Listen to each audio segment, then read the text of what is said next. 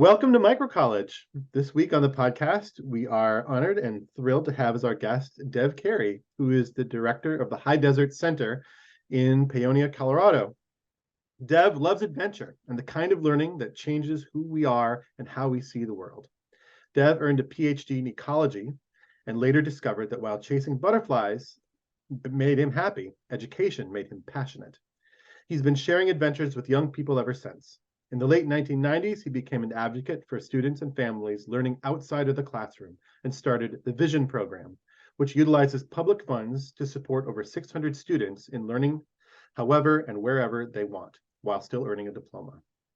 Dev has worked for Sterling College with inner city youth as a VISTA volunteer, as a counselor at the Not Back to School camp, and as a river guide. He is most fulfilled when working outside of traditional classrooms, mentoring students to figure out how to lead a life full of meaningful, wonderful moments. Thank you for joining us, Dev. Good to be here. Thanks. So here on Microcollege, we always start with people's biographies. And so I'd like to ask you to reflect back on your young adulthood, back to when you were 18, 19, 20, 21 years old, back in the time some of our students are in their phase of life. And what were you doing during that time period? What was forming you as a person, and really what stands out as the important experiences from that time in your life? I was being kind of a typical young clueless male. I was into lots of sports. I was trying to please people in school. I was pretty cynical. I spent a lot of time sitting in the back of the classroom looking like I wasn't interested while secretly studying for the test so I could do well. And I didn't think too many profound thoughts, except that I didn't feel very alive a lot of the time, except when I was outside doing stuff. And I was a wrangler on a ranch, and I was river guiding, and I was backpacking and taking bird photographs and poems, and those kind of things really mattered to me. All the other stuff, it felt like I was going through the motions trying to get people to like me. I didn't really start thinking about education until after college. I spent a year overseas with a group of people. We got to know each other really well. At the end of that, somebody gave me some feedback that was hard to hear at the time, but I was ready to hear it. And it basically said, Dev, you need to grow a little personally. And so I decided to go into more people-oriented fields and try to figure out, I was pretty emotionally stupid. I wasn't aware of what was happening inside of me or outside in that way. And so I just went on a crash course in that kind of thing. I got a job working with inner city kids. I was so in over my head working with really hurting street kids. And all of a sudden, as I was learning about their patterns and so forth, thinking, wow, this all applies to me. and so gaining some self-reflection. I all of a sudden was doing a lot of group therapy with practice psychiatrists, with like people that were addicted to drugs and so forth, and just got this whole opened my eyes to what it means to be alive and human. And I still had it in my head that I was going to be a scientist, and so I went to grad school and did all that. And I love that. I love to spend my time outside sneaking up on things.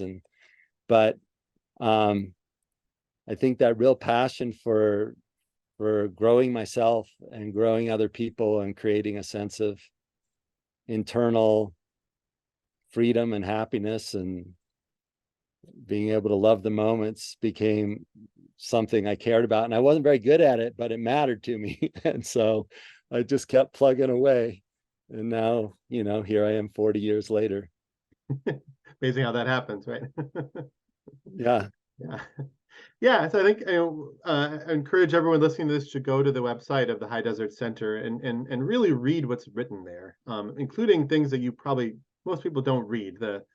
The liability waiver and things like that. I think you have a strong sense of humor and fun, and also just of I think a strong intent to break out some of the bureaucratic and the rigid boundaries that our society has set up around education.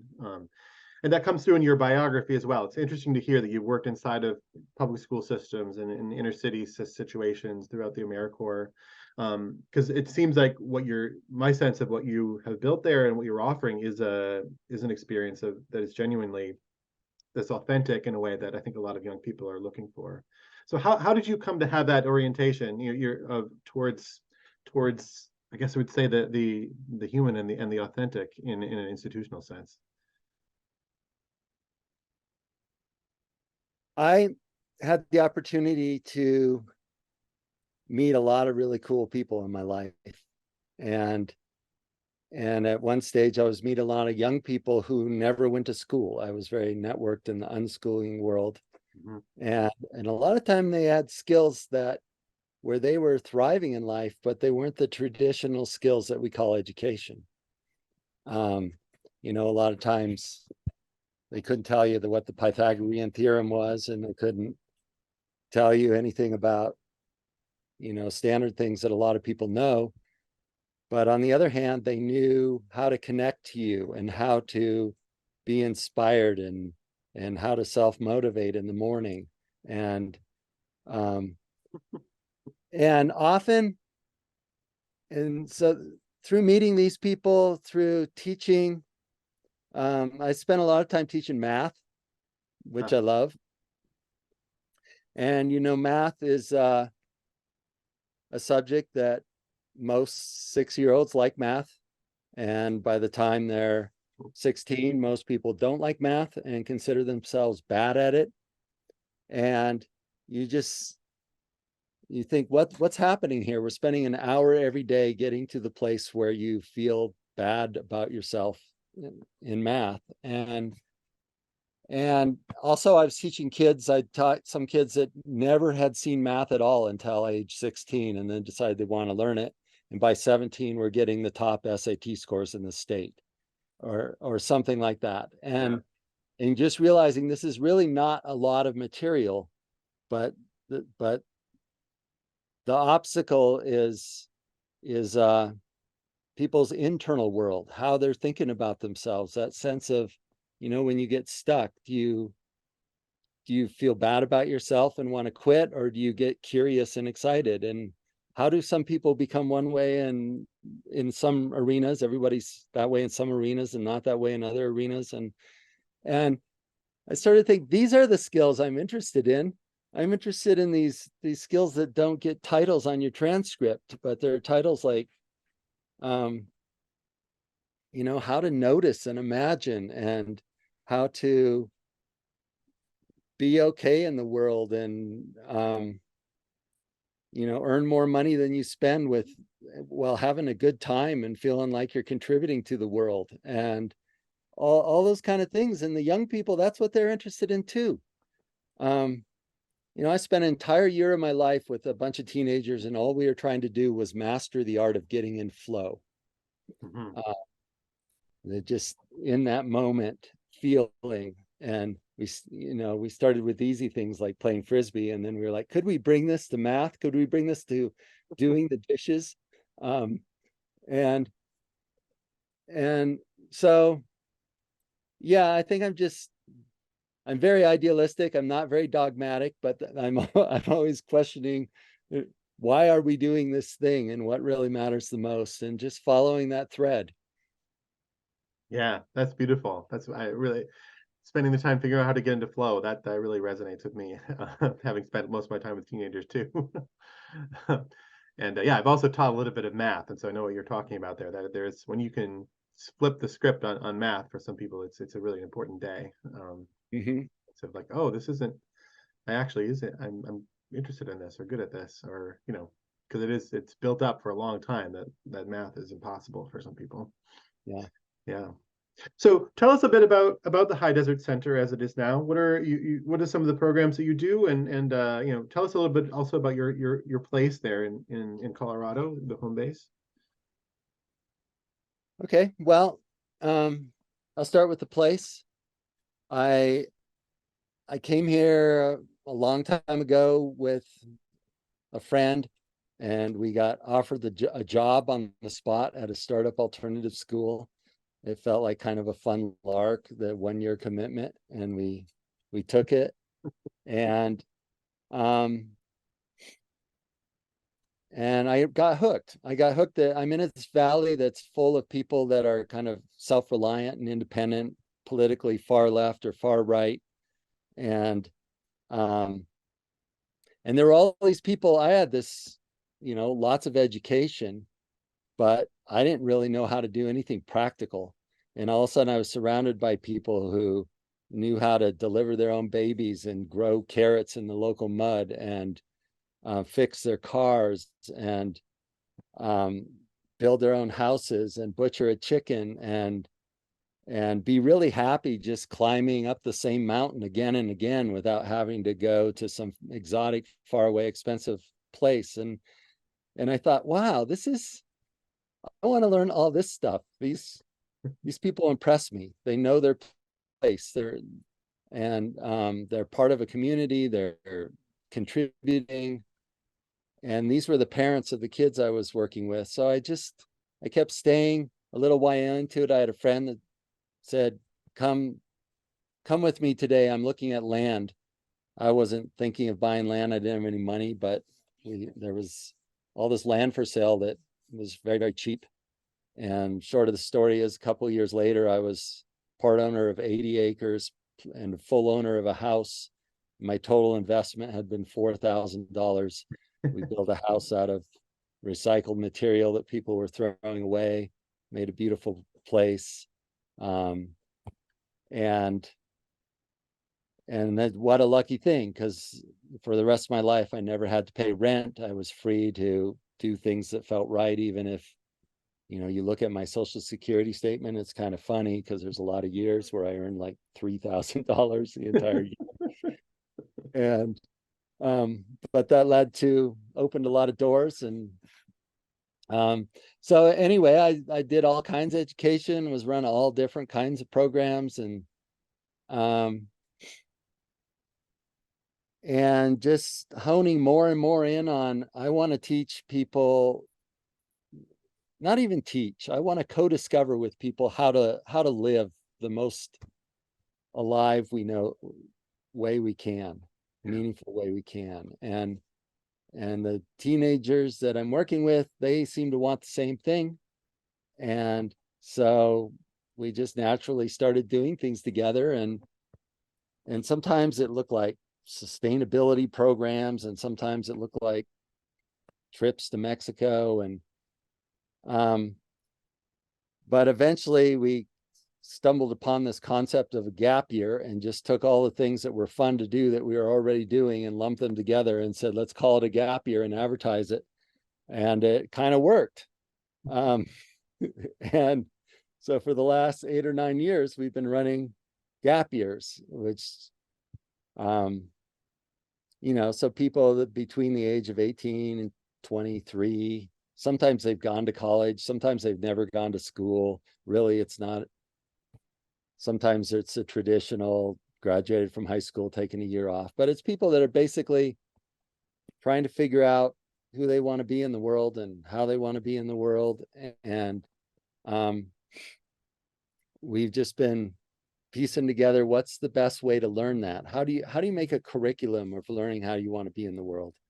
And I can get into what we're actually doing that excites me around that, but that's the big story. We're about to start another. This time it's really just a gap semester. It's a fall semester program I'm starting up here tomorrow. Mm-hmm. Wow. Group of young people are coming, and they're gonna.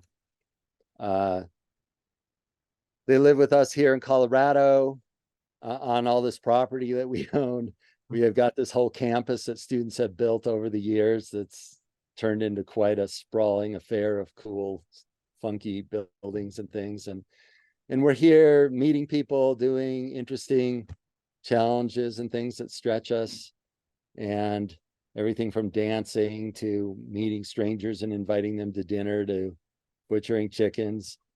And then the second part of it, we've got this old funky school bus that is painted all kinds of colors randomly, and we tour around the Southwest going to Mexico.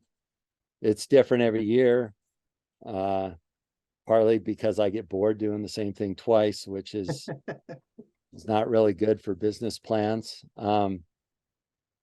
And partly because a lot of it is driven by the participants, and I just never know where it's going to go. Yeah, so much of what you're saying is very familiar, and yeah, really resonates with my own our own experience here and the sort of things that we're doing. So how big are the groups? They got to fit on a bus, I guess. Yeah, it's a short bus. Sometimes we bring a truck or something too, but the smaller groups are closer to 10. The bigger ones have been closer to 18. Mm-hmm. Here between 6 months and a year.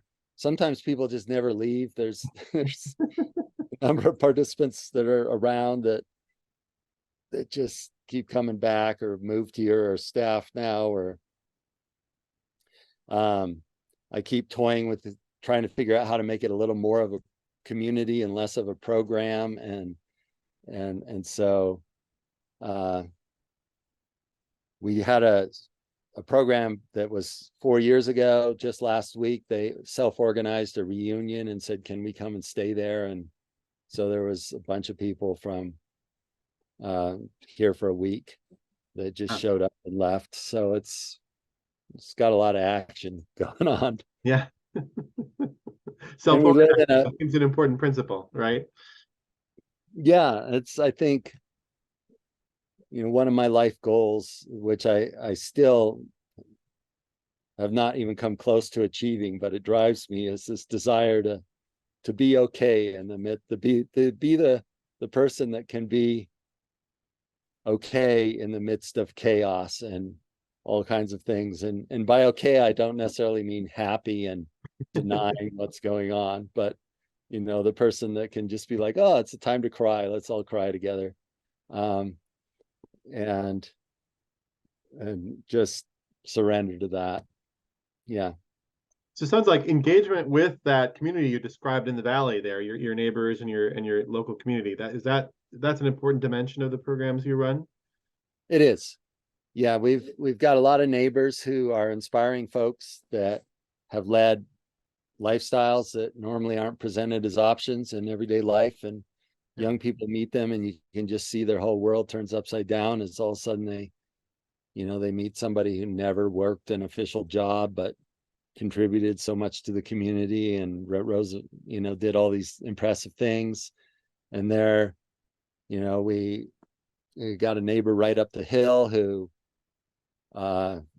is a master builder and a master artist and a welder, and hiked across the country for peace a few times, and has as a clown and a musician and just all these things, and really just loves his moments in life. And young people meet him and their jaws drop and often end up learning to weld or just hanging out and talking philosophy. And that's that's just one example, but there's people like that all around. So that makes it nice. Yeah, I think that's was again many things that are familiar for what you're saying here. Our local community is important context for us, our important classroom, and I also find it to be one of the harder things to explain to people who are not who are from the out, not here yet, basically. Because I think you look at the website, your website, what stands out is you have this beautiful landscape of Colorado there, all the wilderness there, and the natural environment is clearly an important part of what you're doing, but the human environment sounds like is also an important piece as well, part of a regional identity. It's true. It's probably the more important part. Yeah. And it is hard to talk about because I had a group. This happened 2 years ago. we were on the bus, we were in southern Arizona, and we went over and met some strangers at a campground, and they invited us to a place, and then we met other people who invited us to another place, and we were just ended up doing 3 weeks of completely unplanned things that were just magical, and it was completely driven mostly by the participants, and they had this excitement that came with realizing that, oh, we're having the adventure of our life, and having all this connection and sense of community, and we're doing it with practically no money, with random strangers that we're meeting in the street. We're not going to exotic places. We're like working in soup kitchens and things. And this is, you could live like this. Like this is sustainable. And they're like, we met somebody working in one of the soup kitchens, and we explained what we were doing, and he said, "Oh, wow, you are all surfing the Kismet Road." And we were like, "Really? Oh, well, that sounds cool." So we wrote Kismet Road on our bus, and Beautiful. But we were kind of debriefing it all, and they were like, we signed up for this program because you have things like that sound exotic, like going backpacking and climbing, going to the Grand Canyon and going to Guatemala. But really, all those things, they were cool, but that's not what was life-changing. And really, we could do those. We now know that anybody can do those anytime if you just have enough money and you sign up. But what we really wanted to learn was this art of a way to live that is magical. But if we just read this on the website and that's all you had, we wouldn't have come. And I don't know how to get around that. That's the place we struggle. Yeah, boy, that's familiar. Yep. I think one of the things that does come through in your literature and just in what you've been saying here today is, the way you think about money and about just an attitude of thrift and because I think a lot of these, especially when you start talking about gap year programs, some of them are really, really expensive, and they're really sort of luxury kind of goods, I think, for people that are, a very small number of people can access them as well. And I do sense from you there's a real strong commitment to making that to not have it be that way. And there's real personal sacrifices involved with that, but also a philosophy of what you're bringing. So can you talk about that? How do you seem to talk much more explicitly about money than many programs in our kind of field in this way? Yeah, I'm not sure we've got the best model because our prices have gone up too lately, and I'm almost kind of embarrassed. I mean, they're still like a third the price of a lot of them out there, but there's still a lot for a young person to earn. Yeah. And it's important to me that people, that this is an option for people who are paying their way off $16 an hour at some local, a job for the year before. And so, but the truth is, there's a couple things going on.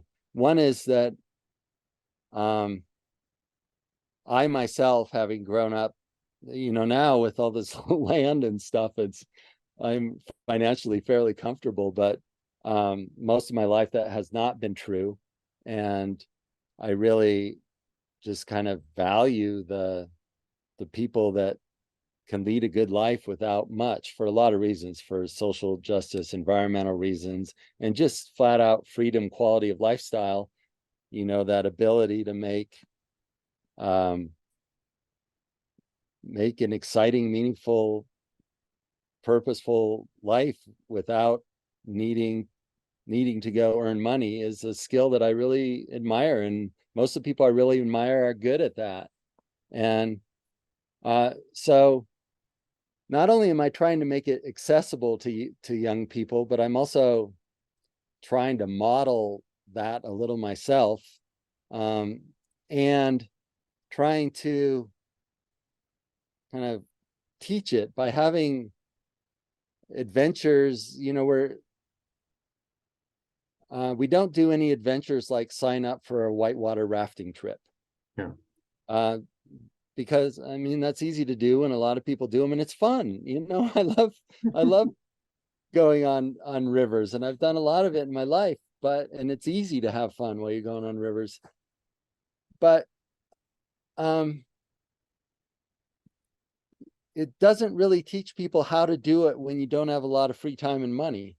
And I'm more interested in how can we make this what would normally be a not very exciting thing, like we're going to go to the store and buy food and come back and eat a meal.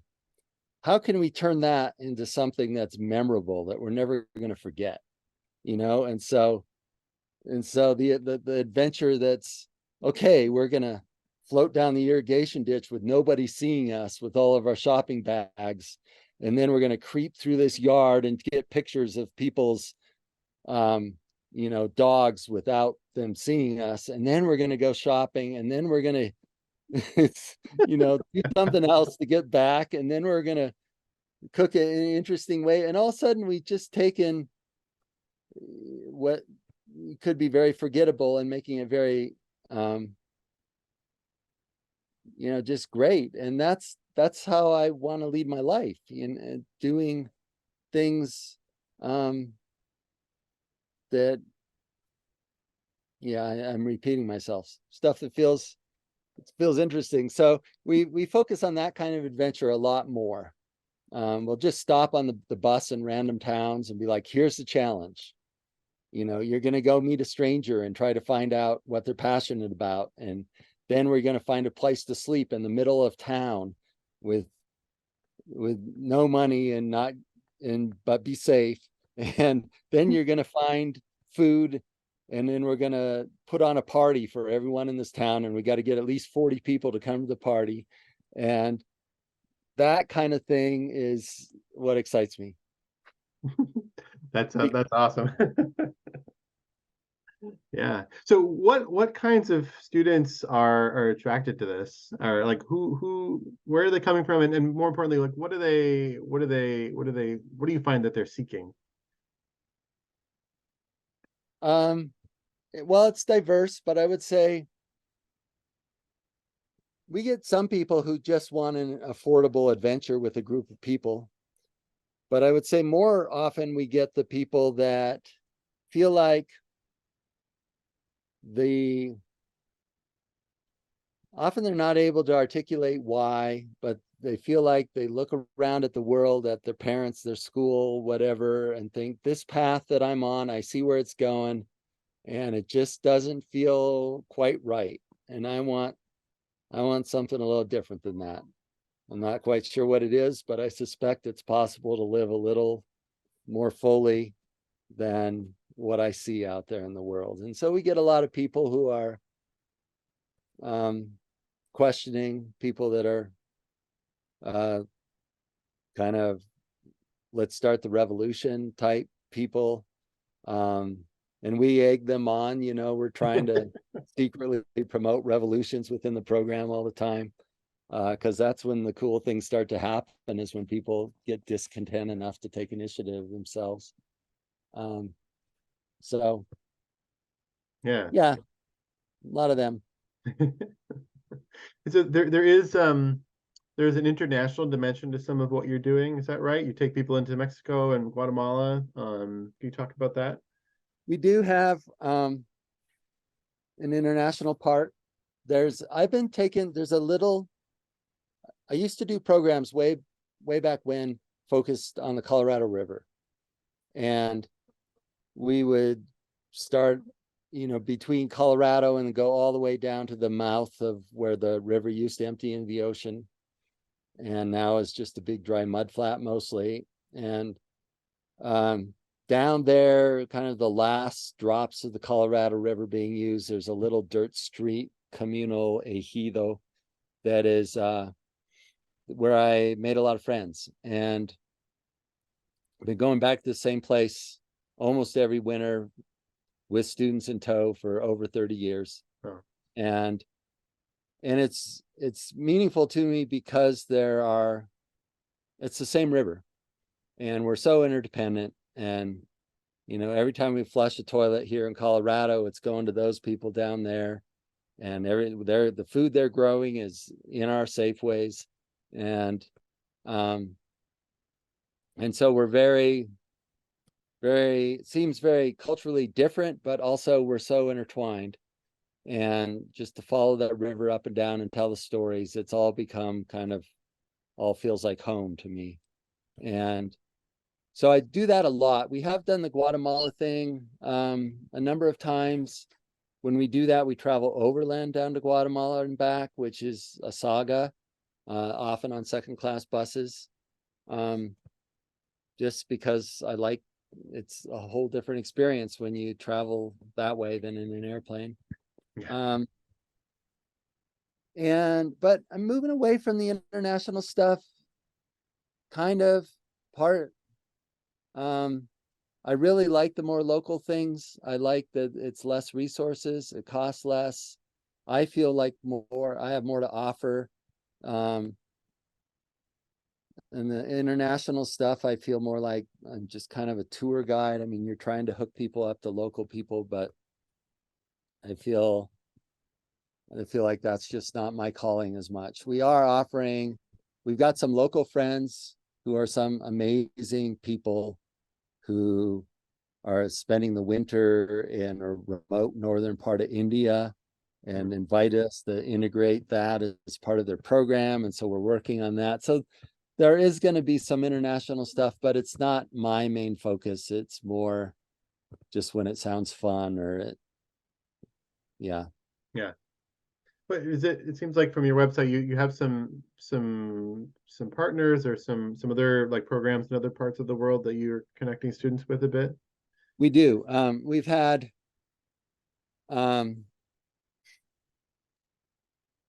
many years. Our gap year program has been a whole year, and we're all together in the fall, and then we have people go off and do independent internships, and we try to figure out ways that they can do that without spending much money, sometimes earning money. And we have just various connections that we have helped hook people up with in Spain and Thailand and Australia.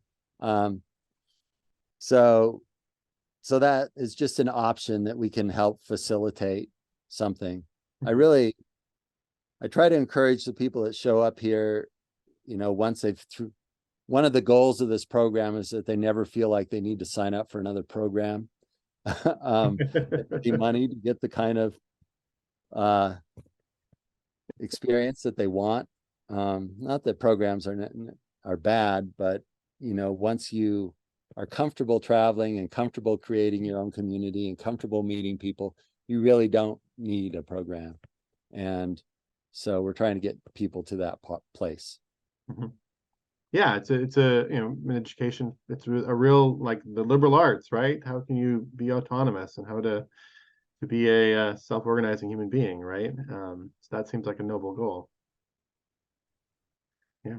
So yeah, I mean, but I think my experience is that you bring a young person, especially if they're from a very, conventional background, or, they haven't had a lot of autonomous learning, you bring them into, a community, a transformative experience of all the kinds that you've been talking about. The transition out of that also is something that can be tricky, right? People, some people stay, people come back, people are, how do you prepare people to transition on to whatever they're going to do afterwards? Or do you have any observations about that? I've become less of an idealist over the years in that arena. I used to think that, we'd expose people to these things, and then, they're thriving and so happy, and then their life was going to be forever different.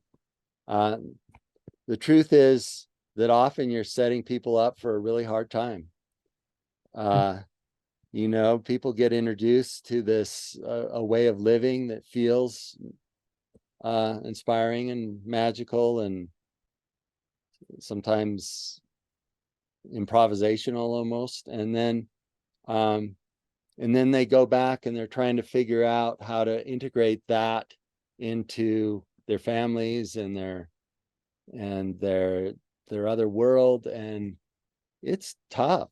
And most people struggle. This reunion I told you about that we just had, they were 3 years down the line, and we all sat and listened to each other's stories. And kind of a universal theme was it brought a lot of stuff up, and it was tough for a year. But I had this vision of what was possible, and it mattered to me, and I persevered, and now I'm in a pretty cool place, and I'm doing really interesting things that I never would have foreseen before. And I've, found peace with my family. I'm getting along better with them than I used to, and this and that. But it's a lot. So how do we prepare people for that? I think I'm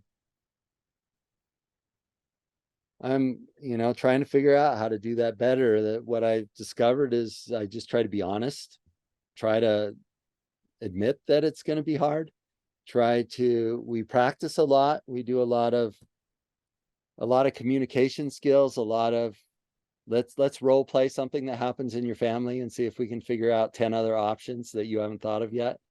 And we practice being okay, not being okay.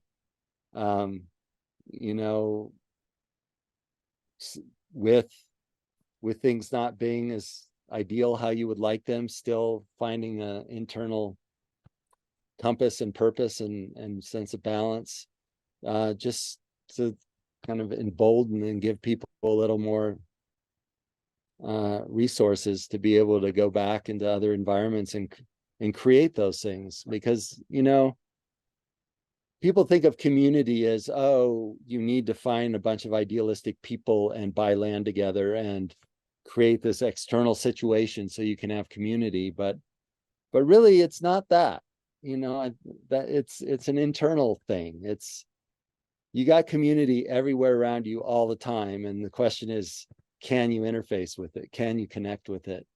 And can you be filled up by it even when you don't agree on everything, and etc. And so we're just trying to talk about that and practice it. And Yeah, and, it's definitely something I wanted to ask about. I mean, you're building, in a program like this, like the one that we're doing and the ones that you're doing, you're building kind of a pop-up, community, right? An intentional community of people who are going to be together for a few months at a time. They're young people. They're also interacting with their neighbors and with the kind of the people who are leading the program. How do you do that? How do you move a bunch of strangers into the context where they can function quickly as a community, and recognizing what you just said there about how it's not everyone is going to be perfectly aligned from day one forever. yeah. Well, we try to surround them with people who are really good at it, and that just can open the doors of how it's possible to be. And so the standard group development, everyone comes together and everyone's trying to look like a wonderful person and share all their strengths and all those kind of things. And sometime down the line, if and we're doing regular check-ins and things, somebody will be real and authentic and vulnerable, and then other people notice that and say, oh, that's possible. And then a little while later it's 2 or 3 people.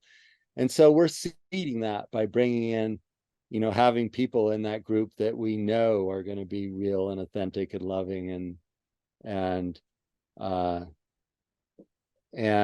that speeds it along a lot. We have these simple things we talk about, like the concept of saying yes or no to something. And we're encouraging people to say either yes or no, but not, I guess I have to, or I should, or those kind of things. And so right away in the first week, we're setting up situations where we're encouraging them to say no to staff. because we're like, you can't really say yes doesn't mean anything until you can say no. And it's hard to say no, especially to authority. And so there are not many young people who are encouraged by authority to say no to authority, and that generally gets their attention. And How do you so do that? How do you encourage them to say no? Just by saying it. we'll say, okay, we got a bunch of chores to do. And first thing, you're either going to be enthusiastically yes about this, or you're going to say no. And if you're a person that thinks that everybody who says no is a non-contributing loser, you need to actually go and be in the no category for a week. And so we're just practicing that. Like, we dare you, we dare you to stand up and put your name in the no, I'm not doing chores this week category, and own it and be proud of it. If you're the kind of person where that's hard for you, so for others, it's hard to say yes. And so, there's a lot of individual conversations that are going on. So, and we're talking about consent a lot. We're just kind of naming these things that that are often, everybody kind of feels them, but people don't talk about them very much. And do they say no? Yeah, yeah. It's tough. Different people do it on different speeds in different ways, and and often I'm the same age as most of their dads, sometimes even their grandpas these days, and so we're healing and working through issues with parents and in my relationship with them, and just talking about that too. I represent an older white authority male here and let's just acknowledge that. Yeah. And brings up stuff, and let's talk about how it affects us. And so, Yeah, there are aspects of what you're saying, and earlier as well, that are these experiences therapeutic experiences, and is that a useful lens in which to frame these programs that we're doing, that this has a therapeutic function, dealing with wounds from past experiences? Or yeah, I think absolutely. We don't advertise it ourselves as a therapeutic program, just because that brings up different associations, although we have people that come out of a kind of a hardcore therapeutic program, and then they come to us and they're like, you're doing all the same things, except you do it with a sense of freedom. But the truth is that most of the students that come in, and we staff too, our obstacles are often traumas, and we're healing from stuff, and so we're doing all these crazy challenges, but all it is a mirror, just a way to it's a different pose to try to breathe in. If you use a yoga analogy, it's like, okay, we're doing this thing that's kind of scary and whatever, and interesting and fun, and we're climbing this canyon and looking for Pueblo ruins, but also it's going to bring up stuff maybe, and that's cool. When it does, let's get excited, because the real stuff's happening. yeah, welcoming it, that's really important, I find. Yeah. So we've talked a lot about your human context there, and your adventures as a group, and but you're there in a really beautiful part of the world, and you go out into the canyons and into the mountains. And can you talk about what is that context, the natural environment of that place, bring into these processes that we're talking about the therapeutic and the kind of this developing a sense of freedom that you were talking about?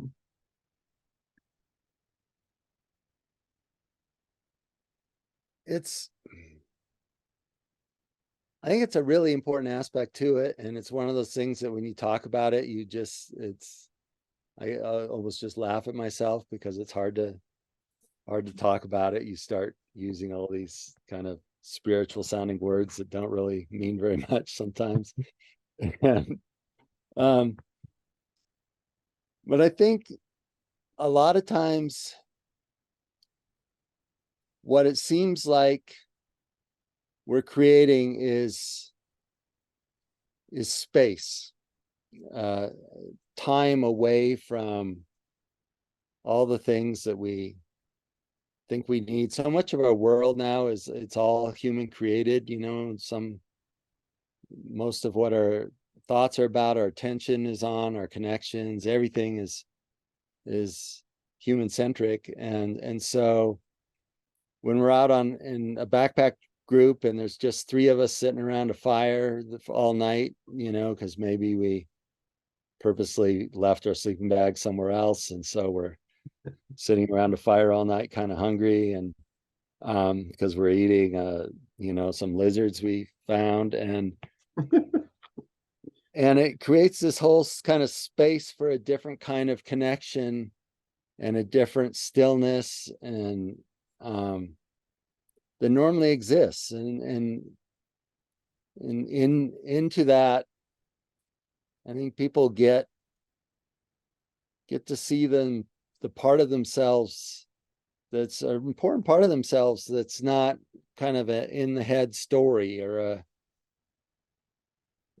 reaction, emotional something, but it's a deeper, profound, connected thing that's always there. It's when people hit rock bottom and they talk about all the things I thought I was, I thought I was good at this. I thought I was a good worker and a good husband and a good dad and a this and a that. And then, I got divorced and this happened and I lost my job and broke my leg and whatever. And all, this, I'm speaking from personal experience on a lot of this, and all that goes away. And you're left with that sense of who am I? Who am I without all those things? Mm-hmm. And it's hard to verbalize that because it's more of a feeling. There's something in there that matters. And I think being out in the natural world and being with people who are often out in the natural world and kind of in touch with that a little more is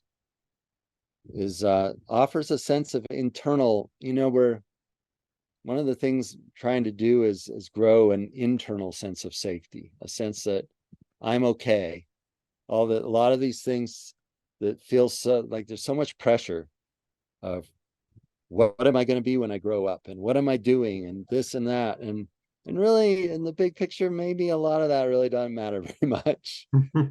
and there's something else that's bigger that's going to be with you, and you're going to be okay no matter what you're doing. And it's more of a how am I going to be, how am I going to and so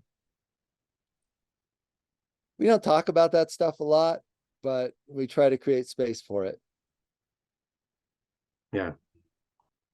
Different thoughts occur around a campfire or in a place that you've traveled through on foot or on land or on a boat in some way. Yeah, with a group. And it's such an empowering thing. I mean, mostly enlightening and people that you've met that are these enlightened, thriving people, they have a similar story. Well, after I hit this rock bottom, I realized none of those earthly things mattered very much, and they caused all my suffering. And if I just trust on this internal feeling thing that I don't know, that has lots of names, then my whole world opened up, so it's. Yeah. A lot of what you're saying is pointing, to this, the sense of, crisis, that rock bottom, that moment of a sense of something that didn't work out, it failed, it broke down. I wasn't able to meet that challenge. Like those are the crucial growth moments, right? Those are, and I think I certainly sense that part of what what I'm trying to do, what we're trying to do here is create a context in which you can have those experiences in a way that they're welcomed, right? I think that's what you're saying as well. Exactly. Yeah. I actually gave a talk with Blake Bowles at the Gap Year Association meetings a couple months ago. And we entitled our talk Improvised Curriculum. And we're Nice. just talking about the importance of of these skills, the skills of improv, really, to be able to say yes and build on things and create a reality out of some new moving thing, and just how important that seemed to life, and noting how most of what we do as program directors and things actually not only doesn't teach those things, it actually inhibits them. That you're trying to create some program where everyone can always be happy, and the minute that something doesn't go well, you either shut it down or you try to fix it, or it's there's a lot of incentive. It doesn't feel very good. You don't want unhappy people in your program. Yep. And so it's it's a real challenge. It takes a lot of courage to make that bigger and invite it in and explore it, um, and you got to be willing to be surprised. And you got to have a program where you aren't absolutely, you didn't already pay for the thing that you're doing tomorrow, and you're committed, and you got to get everyone to do that thing, or else it all falls apart. If you really want participants to be able to co-create and practice these things, you got to set it up so that it might not work, and you might have moments of failure, um, and that's not a business model that leads to, the insurance company doesn't want to hear that. The parents don't want to hear that.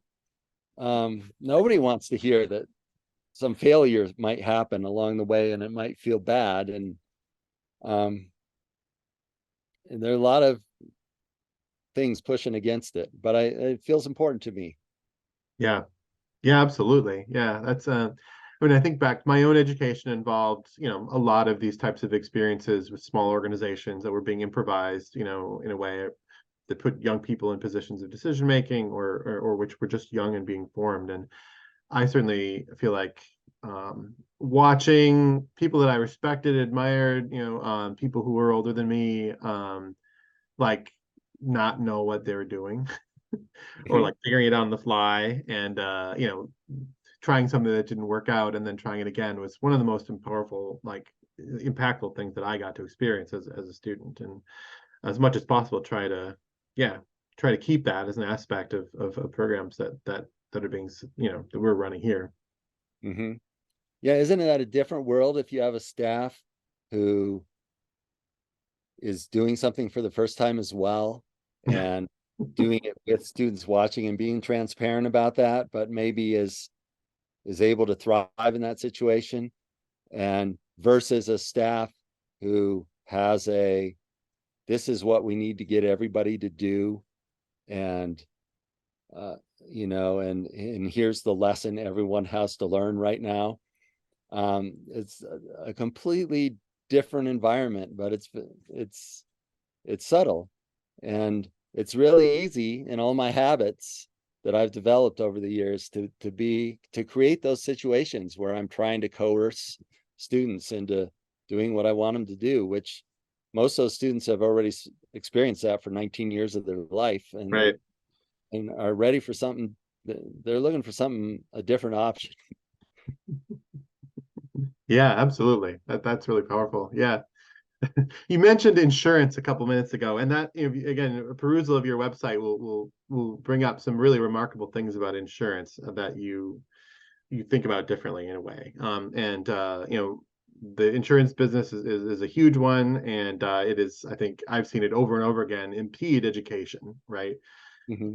It, excellent ideas, totally enriching things that would be powerfully transformative are stopped and not done or not considered because of some sense of insurance. So would you care to share you're thinking about Yeah. liability insurance at all? Well, okay. Well, the short of it is we don't have any. Most people consider us very stupid because of that. You know, I used to say, well, I don't own anything, so sue me, you know. Oh well.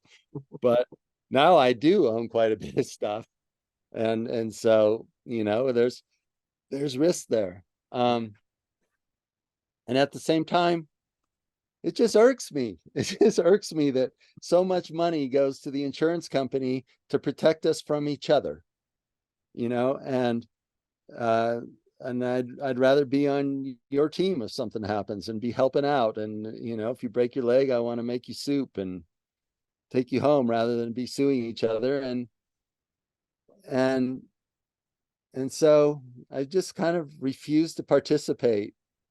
Um, Not only that, but a lot of the things, you know, if you look at our website, it talks about things that we do, and I'm purposely trying to be transparent about it because I want to scare away all the parents who have issues with these things.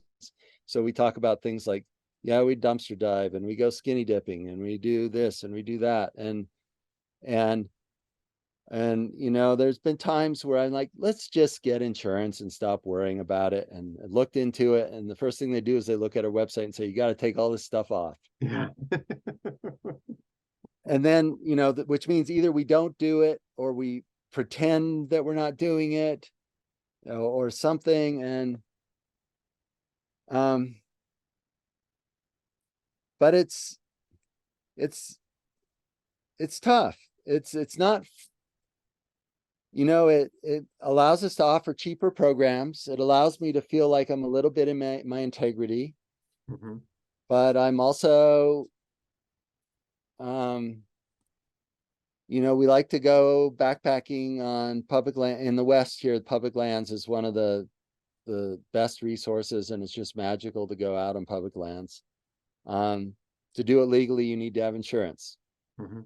And so we're often like pretending we're a private group, which doesn't feel very good when you meet some backcountry ranger and you're like, yeah, we're just some friends, and they look at you and they kind of know you're not. And you know, it's Yeah. uncomfortable. It's I would rather not have to deal with that. And you know, and and I do want, if somebody gets hurt bad, I want them to be covered and able to go to the hospital and all that. So we're, you know, I'm also promoting that everyone have their own health insurance. Um, and you know, I think of that as a little different than liability insurance, but there's Mhm. been people that have argued with that and pointed out and said, you know, you should allow people to sue you and get lots of money if something happens to them. That's so I don't really know what's right. I just know that I can't get myself to go out and do it in the same way I can't get myself to go out and buy a new car. Um, and um, and so far it's worked. You know, I've been had this approach for a long time, and I've gotten away with it. And every time I come home from a trip, I'm just like, you know, thank you. We had another we had another time that everyone got something out of it and nothing really bad happened. Yeah, Um, I appreciate the fact that you're doing this and that you're so transparent about it and the way that you talk about it, because it certainly is. You know, it is irksome every time that I look at it too. I mean, we have liability insurance right now, and you look at it carefully and you realize how little it actually, how many exceptions there are to things actually in the policy, and just how much, you know, it is you know, trying to live in a thrifty way, thinking about our people and our local economy. It's one of these things that just is leaving, you know, from mhm. our community away without having a, it really feels like any positive impact.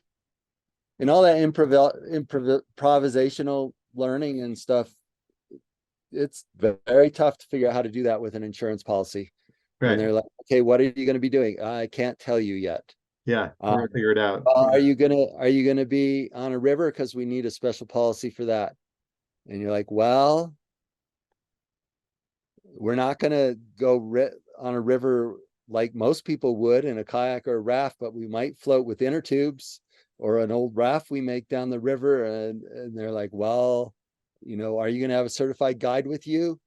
No. Well, can't insure it. Can't, and it just, it's so sad to take away all those things. It's what it means to be, that's no 18-year-old should have those options taken away from them. Yeah. So Yep. Yeah. So I again, it's something that stands out as something that is I find impressive. So thank you for doing it, taking that risk, telling us about it. yeah. Hopefully it continues to work out. Yeah, so we're coming up to the end of our hour here.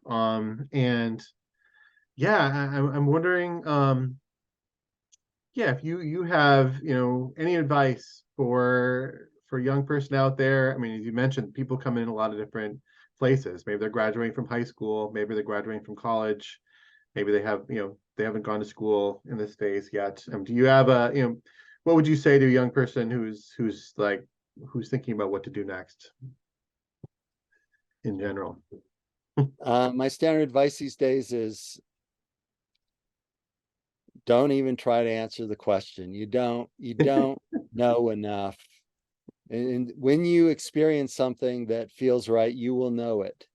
And until then, get a different job every 3 months, try different things, try different people. It's okay. You don't need to have the answer. You can make a good cover story if you need to tell people, but really,